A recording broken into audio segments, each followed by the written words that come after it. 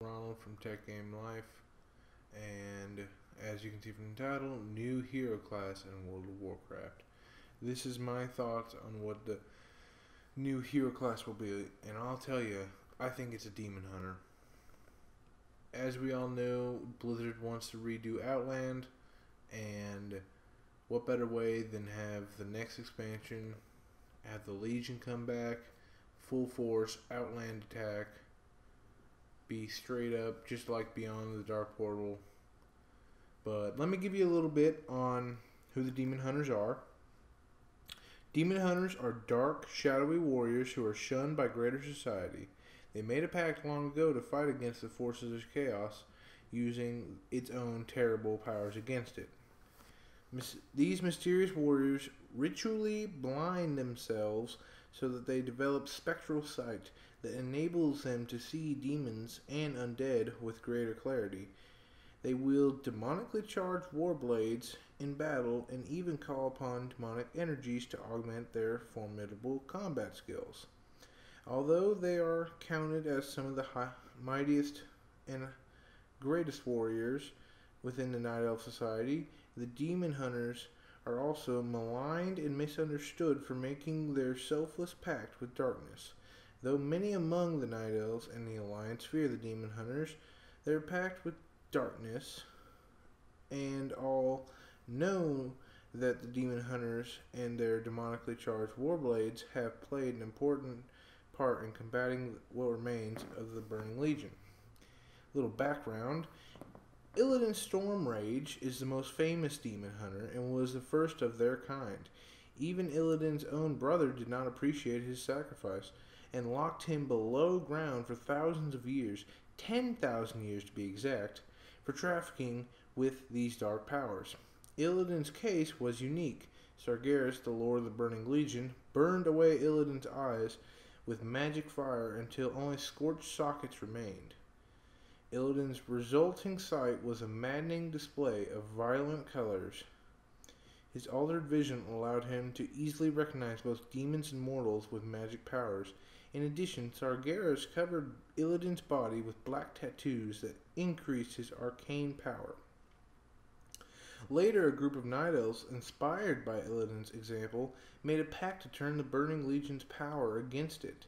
Fighting destruction with destruction, obviously they could not gain their powers in the same way Illidan did, but they discovered other means. In the millennia since, other Night Elves and few creatures of other races have made the same pact, binding demonic essence in their bodies and using it to destroy the Legion's minions.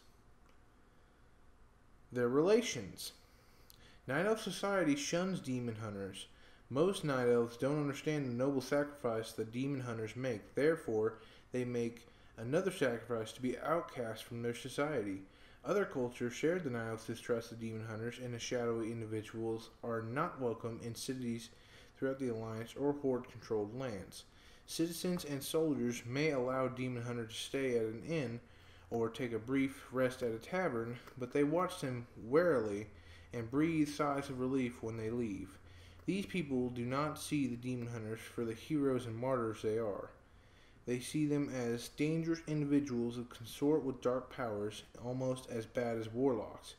Such ignorance embitters many Demon Hunters, and most are solitary souls.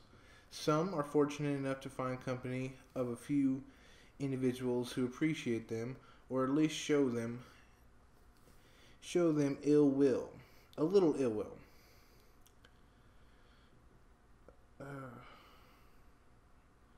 Recently, knowledge of a secret order of Demon Hunters has come to light. Little is known of who they are, but they call themselves the Dark Embrace. Hints of their path have surfaced in the days following the Cataclysm, rumored to be found in the bleak lands of Darkshore and tainted glades of Fellwood.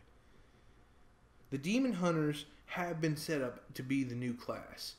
And as you can see here, it is very easily believable that they could be the new class. Demon Hunters have a variety of abilities that assist them in destroying demons, though the power coursing through their bodies allows them to over lesser foes. Demon hunters do not wear heavy armor, valuing mobility and speed. As a demon hunter grows in power, they undergo a gradual evolution, becoming more and more demonic in appearance, which is the metamorphosis cycle. The changes are cosmetic and may take different forms, from burning eyes to black blood. By the time the demon hunters reach pinnacle of his development, he is twisted and dark version of his former self. Though the chaotic energy in his body does not affect his personality and allegiance, or so the demon hunters claim, it wreaks great changes on his physical form. The demon hunter's gradual evolution achievements its pinnacle as they become demonic entities. Now, for equipment, though equipment obviously varies from demon hunter to demon hunter, one universal element of the order seems to be the blindfold, used to conceal the remains of the demon hunter's mutilated eye sockets. The demon hunter's blindfold is usually some dark but mundane looking fabric. Blindfolds are occasionally neglected, perhaps to make the demon hunter appear more frightening and intimidating. A second common occurrence among the demon hunters is the tendency for the males of the number to be stripped to the waist, which is just one display of the demon hunter's emphasis on the importance of agility and general rejection of heavy armor. Those female demon hunters that have surfaced have been similarly garbed, wearing only bare minimum clothing on the upper body, sometimes even nothing at all. Demon hunters further tend to wear what appears to be cloth or leather, rarely, if ever, donning plate and mail, favoring greater speed and agility on the battlefield. Weaponry. To contrast their stark lack of armor and clothing in general, demon hunters seem to typically carry large curved warglaves, in the style of Illidan Stormrage's own twin blades of Azzinoth. Though the exact reason for this tendency isn't well explained, there are several possibilities and reasons. One is the kind of weaponry has simply become a tradition over the years, later demon hunters mimicking first of their kind. Another is the style curved blade is common among the kind of demons that the demon hunters have killed as part of their basic initiation process. The third explanation is that the dual-bladed nature of the large curved weapons allows them to deal the most damage with the least amount of effort. Demon hunters also possess a plethora of magical abilities, most notably the ability to metamorphose.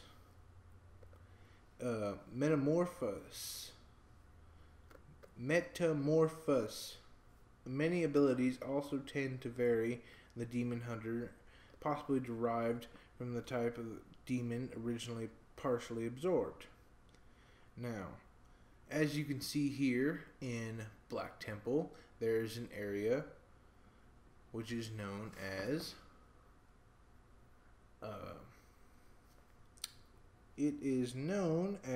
Karabor. It's the ruins of Karabor, also known as the Black Citadel, Black Temple, whatever you want to call it, really. But here, there's a leader. And as you can see here, there are initiates here. And that leader of these initiates is Veridus.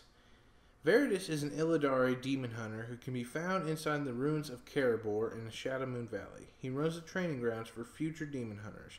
According to Altruist the Sufferer, Veridus was one of the 5 warriors sent to Illidan by Kael'thas to be trained as a demon hunter, the first time the Blood Elves were allowed to do so. Illidan put the Blood Elves through excruciating trials that would have defeated most fully trained demon hunters. 3 of the Blood Elves died during the training, and a 4th was driven insane. Veridus was the only one to succeed. Veridus turned out to be something of a prodigy.